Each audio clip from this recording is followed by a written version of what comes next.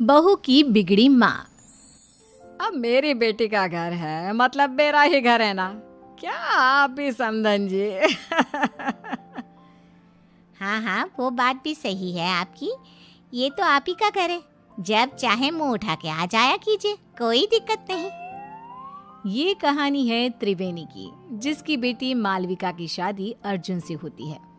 अर्जुन एक बहुत ही बड़ा बिजनेसमैन होता है और अर्जुन और मालविका को कॉलेज से ही एक दूसरे से प्रेम होता है। अपनी बेटी महलों में ब्याही गई है, इस बात का पूरा फायदा उठाती है त्रिवेणी, क्योंकि त्रिवेणी को पहले से ही चोरी करने की आदत होती है और अब वो अपनी बेटी मालविका के ससुराल में बार बार जाकर चोरियां करना शुरू कर देती है। तो चलिए देखते हैं कि कैसी है इस बिगड़ी हुई माँ की कहानी। मम्मी, सासू माँ, ये लीजिए नाश्ता। माँ, ये बिस्किट्स आप मत खाइए, ये शुगर फ्री बिस्किट्स सासू माँ के लिए हैं, इन्होंने खास विदेश से मंगवाए हैं। अरे रहने दो मालविका बहू, पूनम रायचंद का दिल बहुत बड़ा है। मैं गरीबों को इतना दान करती हूँ तो क्या अपनी समधन को एक बिस्किट नहीं दे सकती? जस्ट किडिंग समधन जी। और हाँ मालविका बहू, आइंदा से तुम ये नौकरों वाले काम बिल्कुल मत करना। इन सब के हाथों में क्या मेहंदी रची है? मालकिन, वो पिछली बार सोने और चांदी के बर्तन हमसे टूट गए थे, इसलिए हमें बड़े साहब ने रसोई का काम करने से मना किया है। अरे चिल चिल, हम रायचंद हैं और इस महल में ऐसे हजारों सोने और चांदी की चीजें हैं। टूटती है तो टूटने दो, हमारे पास किसी भी चीज की कोई कमी नहीं है।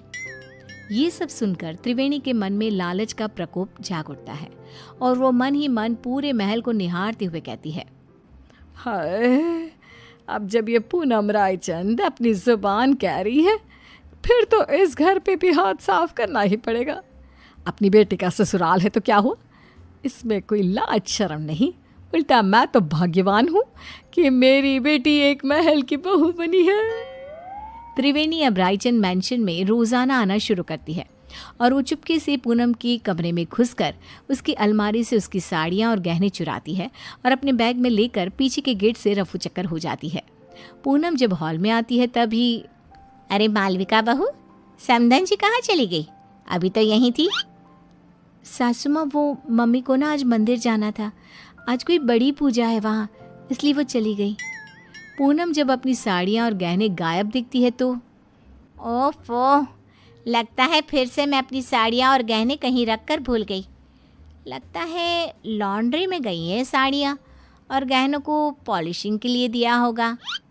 पूनम को भूलने और लापरवाही की आदत थी और कोई भी चीज़ यहाँ से वहाँ हो जाए तो वो उसका कसूर अपनी लापरवाही पर थोप देती, जो कि सच नहीं था। ये बस पूनम के मन का भ्रम था। ऐसे ही त्रिवेणी कभी रसोई में से चांदी और पीतल के बर्तन, कभी महल के मंदिर में से महंगी मिठाइयाँ, कभी कोई फ़ोन, कभी कोई घड़ी, तो कभी तिजोरी से पैसे चुराती रहती और महल में कानों कान किसी को भनक तक नहीं लगती। एक बार, अरे ये क्या मालविका, हमारी तिजोरी खाली और खुली क्यों है? इसका मतलब घर में चोरी हुई है। तुम रहती कहाँ हो? तुम्हारा हमारे कमरे ऊपर ध्यान नहीं रहता है क्या?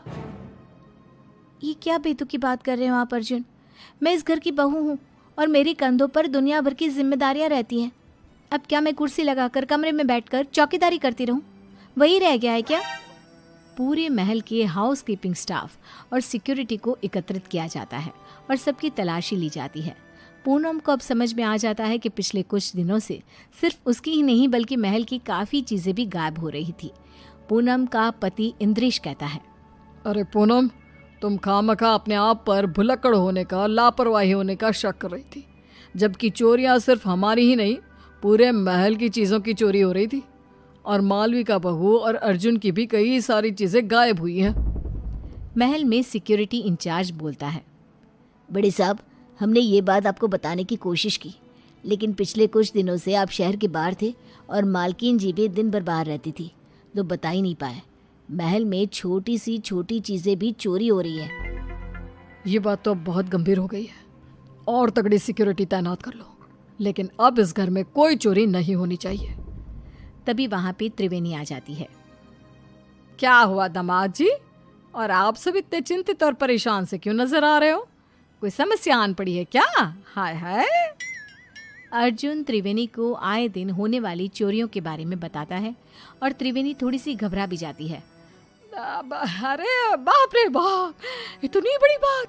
आम सी बात है, हमारे गली मोहल्लों में ना इतनी सारी चोरियां होती है, तो फिर ये तो एक राजमहल ठहरा।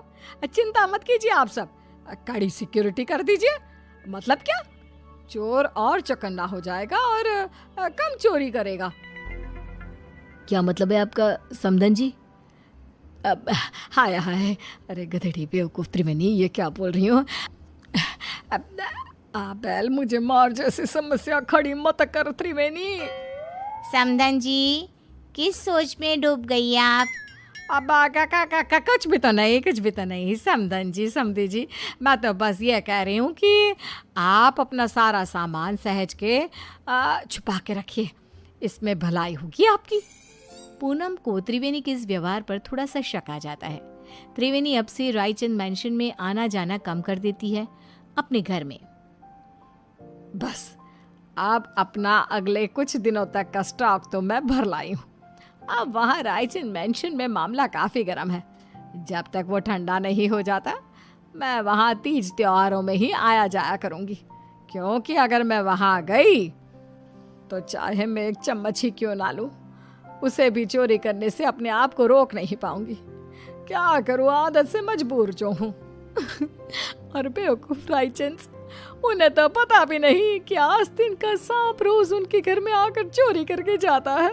बेचारे जितने माला माल हुए उतने ही कंगाल भी हो गए। महल में एक नौकर पूनम के पास जाकर उससे कहता है, मालकिन, मुझे ना आपको एक बात बतानी है। वो दरअसल छोटी मालकिन की मम्मी यानी कि त्रिवेणी जी को मैंने अपनी आंखों से चोरी करते हुए देखा था। क्या तुम घन चक्कर हो क्या? तुम्हें ये बात मुझे पहले बतानी चाहिए थी ना। मुझे वैसे भी उस सो कॉल्ड समधन जी त्रिवेणी पर शक तो आ ही रहा था, लेकिन कंफर्म नहीं कर पा रही थी मैं आपको ये बात पहले इसलिए नहीं बता रहा था क्योंकि मेरे पास कोई सबूत नहीं था और आप मेरी बात पर विश्वास भी नहीं करते। और तो और त्रिवेणी जी इतनी चालाक हैं कि उन्होंने महल की उन्हीं जगहों पर चोरी की है जहाँ सीसीटीवी कैमरा नहीं है। अब देखना मैं क्या चक्रव्यूह रचाती हूँ। अब मैं हमारा पुश्तैनी हीरे का हार सरेआम हॉल में रख दूंगी, और जैसे ही वो त्रिवेणी उस हार को चुराएगी तब मैं उसे रंगे हाथ पकड़ लूंगी। पूनम की इन सब बातों को मालविका कमरे के बाहर ही सुन लेती है और वो अत्यंत हैरान और स्तब्ध हो जाती है। मालविका फौरन अपनी माँ त्रिवेणी को फ़ोन लगाती है। मम्मी, आपसे ये उम्मीद नहीं थी। आपने अपनी ही बेटी के ससुराल में इतनी सारी चोरियां की। Very bad mummy. सासू माँ को आपकी इन काली करतूतों के बारे में सब पता चल चुका है। मालविका बेटा, ये तो क्या करी है? मैंने कोई चोरी चकारी नहीं की। और मुझे आपसे कोई बात नहीं करनी, बाय। मालविका इतना कहकर फ़ोन कॉल कट कर देती है। त्रिवेणी अब पूरी तरह डर चुकी थी। वहीं रायचंद मैंशन में पूनम हॉल में खुले आम पुश्तैनी हीरे का हार रख देती है और त्रिवेणी को न्योता देने के लिए फ़ोन लगाती है। त्रिवेणी पूनम का कॉल देखकर कांपने लगती है। पूनम, रायचंद का कॉल, मेरी तो आज शामद है। अरे, आज सूर्योदय किसी और दिशा से हुआ है क्या? त्रिवेणी मेरा फ़ोन नहीं उठा रही। खैर, वो वैसी भी आज आने ही वाली थी 2 बजे तक। अपने आप आएगी और सारी चोरी सीसीटीवी में रिकॉर्ड हो जाएगी। पूनम अपने कमरे में आराम करने चली जाती है और सभी नौकर भी भोजन करने जाते हैं। तभी वहाँ पर बालकनी से एक चोर आता है और वो पुश्तैनी हीरे का हार चुरा कर ले जाता है। और बाद में जब पूनम ये सीसीटीवी में देखती है तब, ये क्या? ये तो एक आदमी चोर है। अरे नहीं, ये क्या कर दिया मैंने? तभी पूनम का फ़ोन बजता है और उसे एक वीडियो मैसेज आता है जिसमें त्रिवेणी का वीडियो होता है। क्यों समधन जी, आपको क्या लगा आप मुझे पकड़ लोगी? लेकिन मैं तो चली 7 समंदर पार। अब आप मुझे कभी पकड़ नहीं पाओगी। मेरी मालविका का ख्याल रखना और अपने सामान का भी। त्रिवेणी, तुम्हारी इतनी हिम्मत! पूनम गुस्से में फ़ोन पटक देती है और वहाँ त्रिवेणी एरोप्लेन में उड़कर सारा चुराया हुआ सामान लेकर रफू चक्कर हो जाती है।